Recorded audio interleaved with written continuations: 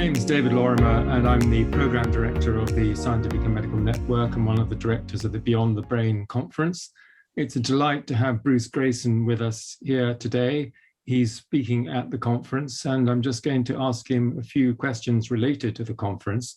And the first one is, Bruce, was there any particular single experience that started off your quest for consciousness beyond the brain? Well, that's a tough question, David, because there wasn't really one incident. There was a series of incidents. I had grown up in a materialistic household, so I didn't think there was anything beyond the physical world. I went through college and medical school like that. And then when I became a psychiatrist, I started encountering patients who described for me leaving their bodies when they were close to death and seeing things accurately. And I didn't know what to make of those. So I tried not to think about them. And then after several years of that, Raymond Moody wrote a book called Life After Life in 1975, in which he gave us the term near-death experience and described them. And I realized then that this was not just a few crazy patients telling stories, but this is part of a worldwide phenomenon. I still couldn't understand it, but that, as a scientist, made me curious to try to discover what's going on with this.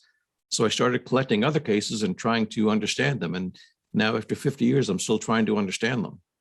Well, I think you've come to a very good understanding in your new book, After, which I have to recommend to everyone. I mean, apart from reading your book, which everybody should do, what else would you recommend to somebody coming new to the field? Well, there are a number of excellent books that outline the basics of near-death experiences. I would start with the Handbook of Near-Death Experiences, which was published in 2009, but is still quite current. But there are also a lot of summaries that do an excellent job, starting with Ken Ring's books in the 1980s, Life at Death, and Heading Toward Omega. And going up to recent books such as Pim Van Lummel's Consciousness After Life, Penny Sartori's The Transformative Nature of Near-Death Experiences, Peter Fenwick's The Truth and the Light, and your own Resonant Mind, excellent resources.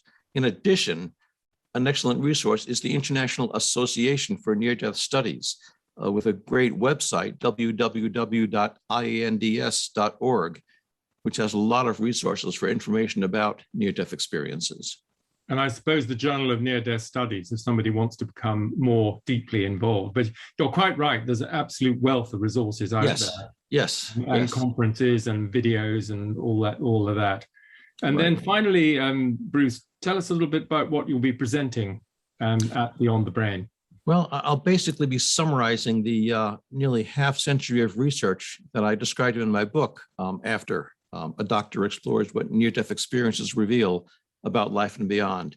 Specifically, I'll start with the challenges in studying near-death experiences, the challenges in establishing that they are real experiences and not just products of the imagination, the common features of NDEs that transcend cultural and religious beliefs, the physiological and the psychological models that have been proposed to explain NDEs and the data that bear on these questions, and finally, what NDEs suggest about the relationship between our minds and our brains, including the possibility that our minds may survive after we die, and also about what NDEs tell us about living a more meaningful and fulfilling life before we die.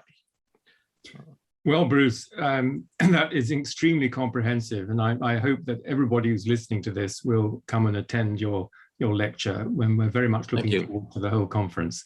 Thanks so much for joining me. Thank you, David.